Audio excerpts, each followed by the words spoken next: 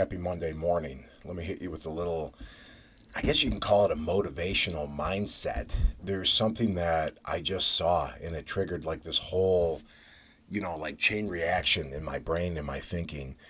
And they have this little jar, and like in this like tiny little jar, they put a bunch of fleas and they put a lid over top of it and they left them there for 3 or 4 days.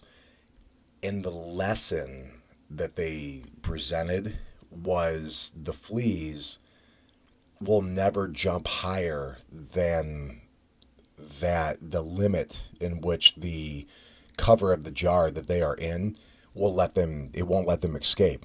So after they remove this, those fleas will never jump higher than they were able to. Even though the lid is gone and they can see past it, they change their, I guess you can call it a belief system, and they themselves can't do it anymore. And then the next generation, when they reproduce, they'll do the same thing to them. They'll teach them that they can't jump higher than that. Now you hear this and you think, well, those are bugs, those are fleas. This story, I don't know if it's true, but if it is, the lesson alone is something to take with you, because you can apply this to humans really with no problem. But there was this big tank and there was an opening at the top, so there was no restriction of escape. And there were three monkeys. They might have been apes or just chimps, I don't know, but they were in this big container, and they put a ladder in the container, and at the top they put a bunch of bananas. And one of the monkeys climbed it, and when he got to the top, they sprayed him in the face with this big water hose. So he got to the top to get the bananas, poof, and the water hit him, and he tumbled down the ladder. Well, then they took out the monkey that got sprayed and they put another one in. And that one, when he was in, looked up and saw the bananas, and he went to get them. But the two monkeys that saw their friend get sprayed, they grabbed onto that one and they wouldn't let him go up the ladder. He tried like 3 or 4 times, and these two monkeys, they just, like, no matter what he did, they would stop him from going up. Then they removed the two monkeys that stopped this now fourth one that was put in, because they removed the first, and they just left that one in. Well, then when another monkey was dropped in and that new one went to go up the ladder to get the bananas, the one that didn't even know why they were stopping it from going up the ladder anyway, then tried to stop that monkey from going up the ladder. Do you understand how this process would work, or somewhat it would go?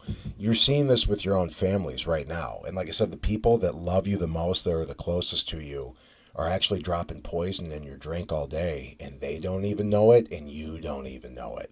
So how that works is, for example, your mother will tell you, well, I don't think that would work, honey. I think that you should get a safe job and do this. And then your dad says, well, I don't know anyone that's ever done that before. Like the idea that you're talking about, it's never happened. Well, here's the deal.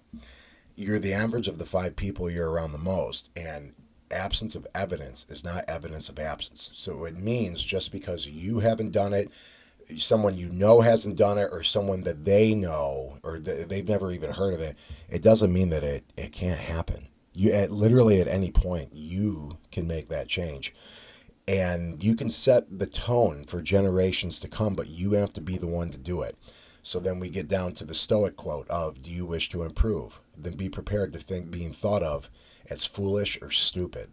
Because even me, all my ideas that I've ever put forward, they typically aren't always supported by the general populace. And that's why it's sometimes important just to keep things to yourself, or to have a circle of people that believe in you and that you bounce those ideas. Now, you don't want to find a bunch of people that are just telling you yes all the time for the sake of keeping you happy.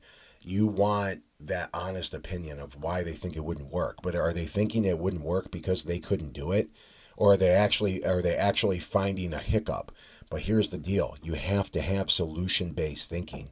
So you could tell me all day, well, this can't be done because of this. Okay, what's the way around that? I'm sorry, I'm a black belt in jiu-jitsu. There is always a fucking way to get out of something. Like I was watching a video last night. This guy was totally locked in full rear naked choke with a body triangle. So if you don't know what that is, it means that the arm would go completely around the neck and they would hug the shoulder, and then this one would cut, so now the neck is like within like this tiny little space right from here. So he's in this choke, this guy gets his hand in to block it, and then he's got a body triangle, is like you do a figure four but with your legs across the diaphragm, like the lower stomach. It's almost impossible to get out. And the guy, he got his hand in, he blocked the choke, he got his elbow down under the knee, he hooked the leg, and he started crawling himself out. And I'm watching this going, dude, it's not over until it's over. There's a guy I train, his name is Joe, and he was down like 12, I want to say 12 points, like 12-0. Like he had 0 points on the board. And the guy had him mounted, and he gets out, and then he chokes the guy and he wins.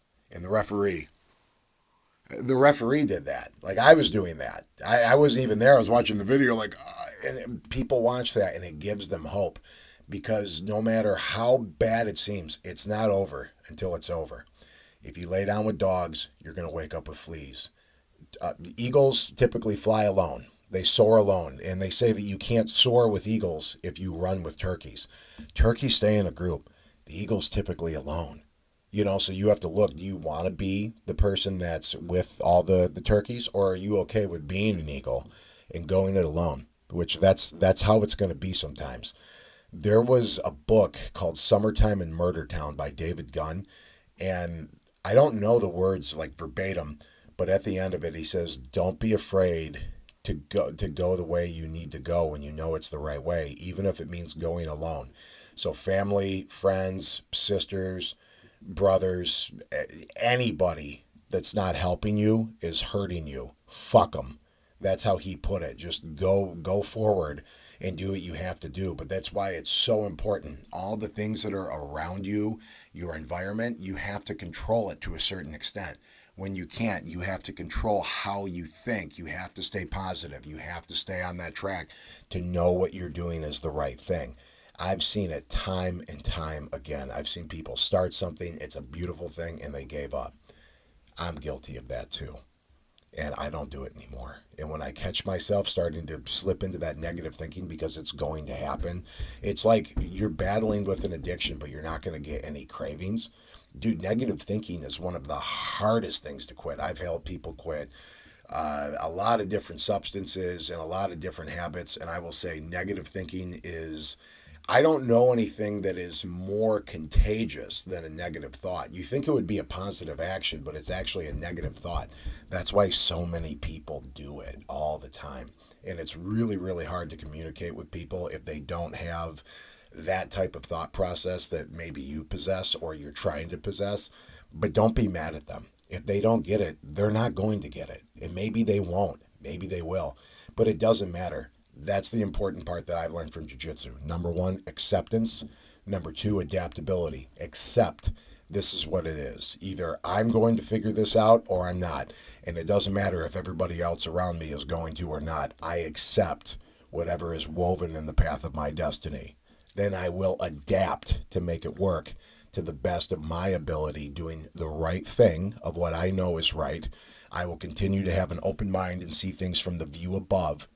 And then lastly, I'm going to have some fun, because to the extent of my knowledge, we don't really get another chance. Even the idea of my interpretation of being reincarnated, you might not bring all the memories with you, because you can't take anything with you when you die except your soul and your memories and the things that you created. And life's a lot, it's like when you drop a rock into a pond and it creates that ripple effect.